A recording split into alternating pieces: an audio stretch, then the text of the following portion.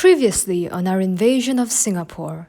PCR tests, crying baby, a magnificent view of metal, hallucinations of the B-movie, drugs, money heist the bootleg, expired makeup and chocolate. It is time for day 2. So on the next day, we woke up once more at the ass crack of 7 a.m. to have our meal and get ready to board. I had Singaporean chicken fried rice, which really just buttered my biscuits, sauced my spirits, and enlightened my egg rolls. Here is our fit for the day. I did not have any long pants, so my mom was worried I wouldn't survive the harsh winters of airports, thus I had to wear a longer dress with my school sweater. The best part? It had pockets! An innovation of the century! Why are we not doing this more? There is one thing that everyone must do in airports, and that is to use the magic floor moving thingy-majiggies. I like to call them floor escalators with no teeth, but everyone tells me to shut up. So gracefully I stepped on them, aiming to reach our destination faster than my father, a symbolization of generational advancements. Until I realized we passed where we were supposed to go.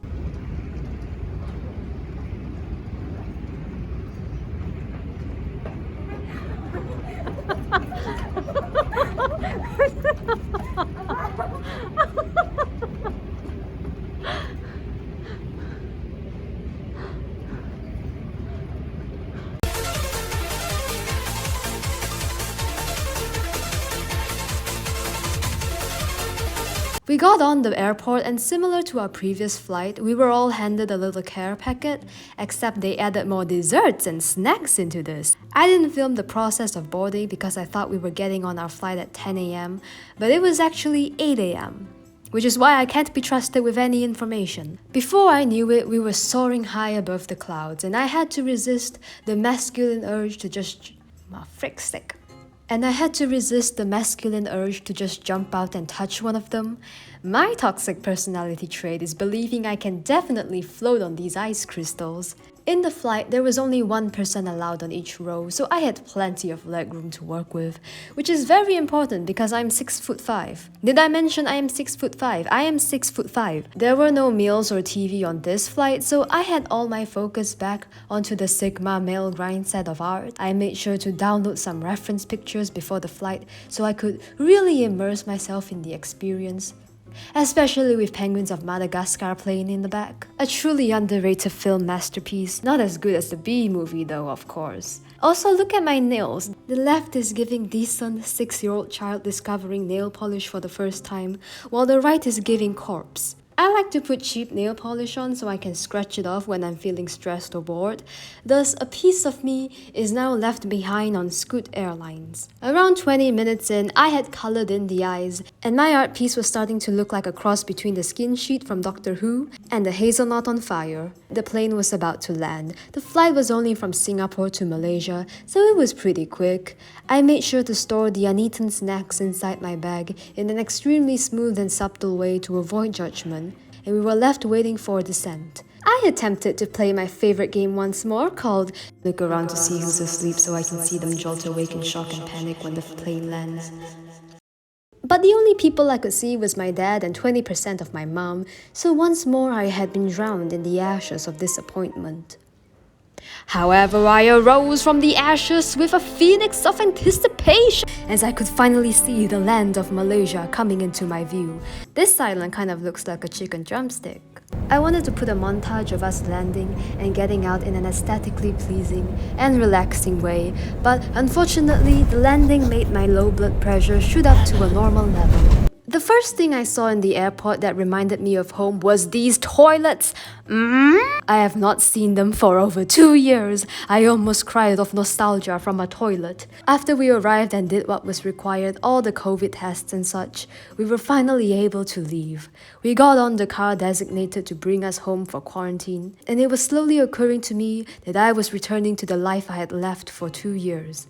The skies were grey, the air was fresh. Actually, it's kind of polluted since climate change has been a big issue. The air was fresh and the greenery slowly filled my view. Disgusting. Bridge. When I left Malaysia, I was a weak, disappointing 14-year-old with no life skills. But now, I am even worse. We passed some familiar landmarks. Here my mom and I got excited because we were getting close to my old elementary school. I like to tell people that I've always been third place overall in terms of academics in elementary school. But it's not as impressive when you go to school in the middle of the woods, with a grand population of 72 kids in your year. In fact, I remember this place so closely because my mom almost hit a whole ass cow while driving me back home. A core memory for sure. When we arrived home, I was hit with nostalgia, as well as sharp, exploded tiles. Now what in the Lord's name happened here? Did we have an earthquake? Is this a sign?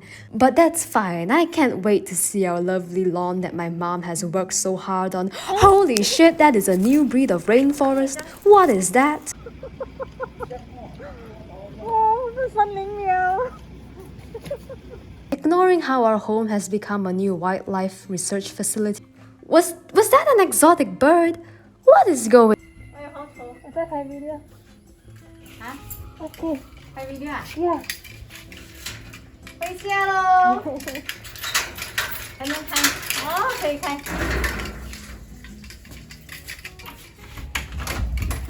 Yeah. Yay. Ôi dồi. Rồi Khanh. Oh. Hả? Nó rồi.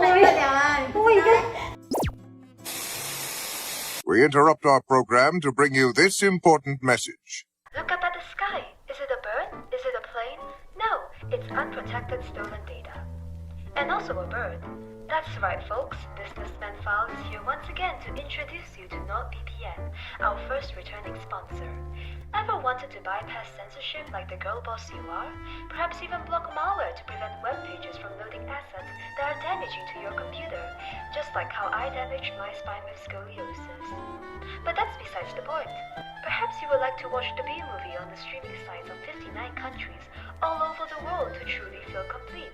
There is no judgment here, only the online helping hand of NordVPN. Maybe a bit of judgment. With one click of a button, you're able to access streaming sites all over the world. Now, that's not all, folks. I'm here to show you the big buff security side of NordVPN. Can you flex your muscles more? Okay. Yeah. Not only does NordVPN save your device from damaging assets, it also prevents unwanted data collection.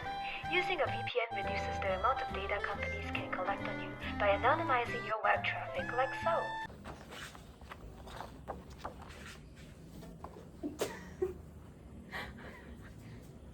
NordVPN is having a Cyber Month deal. Go to the link in the description to get your plan with an additional month free, as well as a huge discount. With that being said, let us return to your weekly breakdown.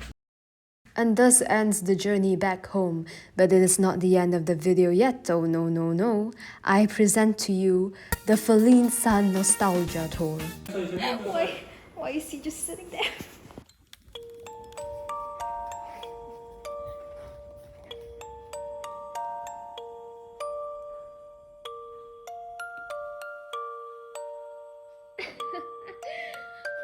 Wait, what the fuck?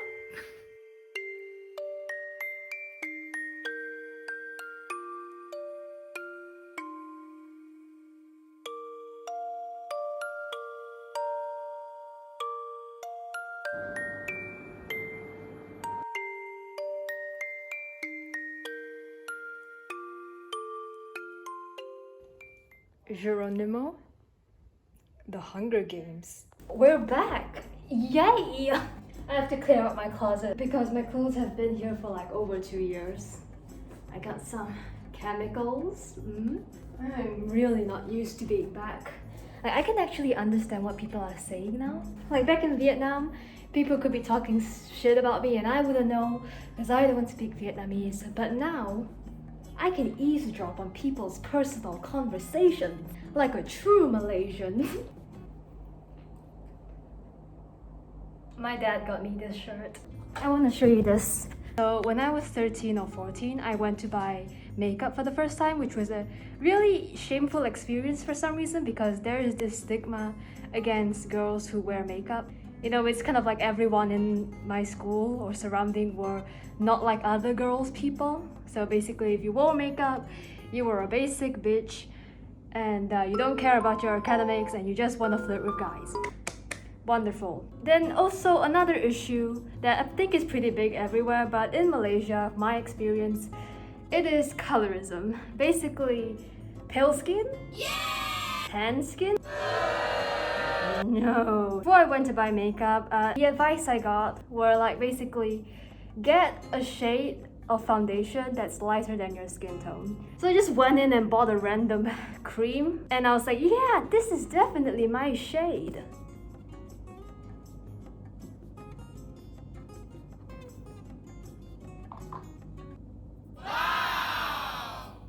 Yeah, that's my shade. I remember like rubbing this all over myself to look paler because that was the beauty standard. But we've moved past that. Surprise. Hold on, you have to see this. Okay, and then what you do is you put it on the edge of something and then it will balance perfectly. Yeah. I'm gonna show you something that really kind of shaped me when I was 13 to 14. It was something that molded me. I drew this when I was 13. Oh, Jesus. It was supposed to be Taylor Swift. It was for my friend who really liked her. And I remember when I drew this, I was headed over to a table. She was sat with a guy that I actually kind of liked. So I showed it to her. The guy came over, looked at it, and he started making fun of it. He was saying stuff like, what are the eyes? It's so ugly. This is an embarrassment to the real person. And while I agree now that it is pretty ugly, at the time, it made me so upset. And I kind of gave up on drawing for like 2 days and then I went back because I forgot about it. And here's how my art looks like now. So a message to that guy. Suck my cock. It is raining shit right now. Wait, that's not a proverb. It is raining cats and dogs right now, so don't mind the background noise. I forgot to film an outro for this, so here's some final words. My brother is here. Some of you thought I abandoned him in Vietnam. I wish I did. Some of you were wondering where he went. Basically, we put him up for adoption. Okay, basically he was in Singapore for university, but now he's back with us. Brilliant. And we also bought more of these chocolate bad boys. Bruh. With that being said, I have a lot of new videos planned, very excited to share them all, and I will see you in the next one. Oh, but just one more thing before you go. I love you. Bye bye.